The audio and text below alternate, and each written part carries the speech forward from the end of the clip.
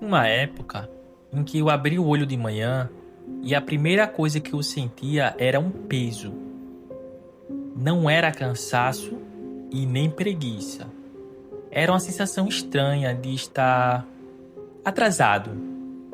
Eu trabalhava, pagava minhas contas, eu me virava.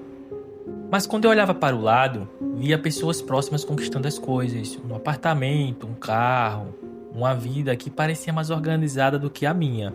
Então, eu sem perceber, eu comecei a medir a minha vida pela régua dos outros. Eu demorei um tempo para entender o que estava acontecendo comigo. E quando eu entendi, eu percebi que eu não estava sozinho nisso.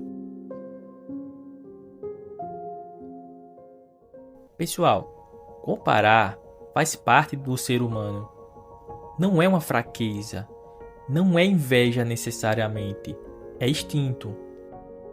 Durante milhares de anos, comparar com quem estava ao nosso redor era uma forma de sobreviver, de entender se você estava bem posicionado, se estava seguro ou se estava evoluindo. Galera, o problema não é comparar.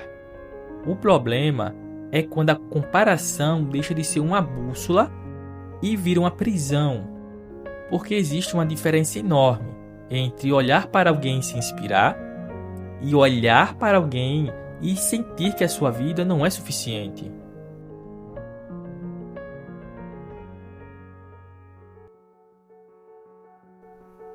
E eu aprendi uma coisa nessa época. Ver um desconhecido rico na internet não dói da mesma forma, porque ele é distante. A realidade dele parece de outro mundo. Você se compara com quem não tem nenhuma conexão com a sua vida.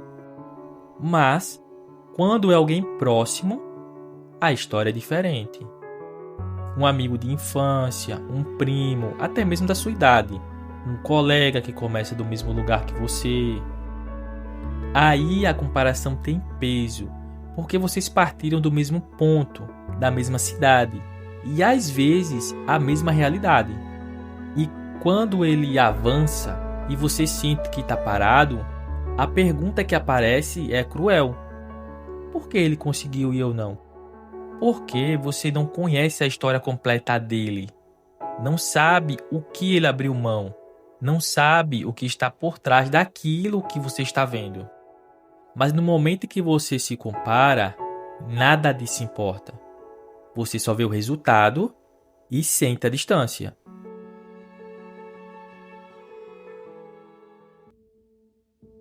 E aí entram as redes sociais. Não como causa, mas como um megafone. Porque antes, você se comparava com quem estava ao seu redor. Com alguém do seu bairro, da rua, com as pessoas que você via todo dia. Hoje, você se compara com o mundo inteiro, o tempo todo, sem parar. E o pior, você se compara com a versão editada do mundo inteiro. Ninguém posta um mês difícil, ninguém vai postar a conta que não fechou, ninguém vai postar a madrugada de dúvida.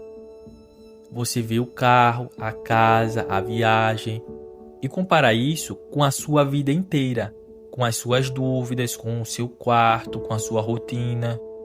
Não é uma comparação justa, nunca foi, mas o sentimento que ela gera é completamente real.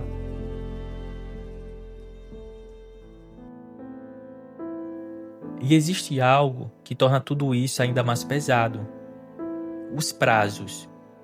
Um exemplo: 30 anos. Essa data que ninguém escolheu, mas quase todo mundo sente. É como se existisse uma lista de coisas que você precisa ter conquistado antes de chegar lá. Uma casa, um carro, um relacionamento, estabilidade. E quem decidiu isso? Ninguém sabe ao certo, mas todo mundo obedece. Eu mesmo senti isso entre os meus 25 e os 27. A sensação de que o relógio ele estava correndo e eu estava parado.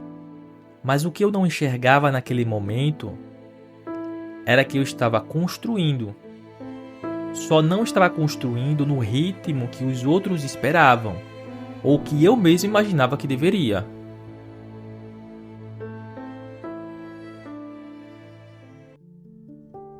Hoje eu entendo uma coisa que eu não entendia antes.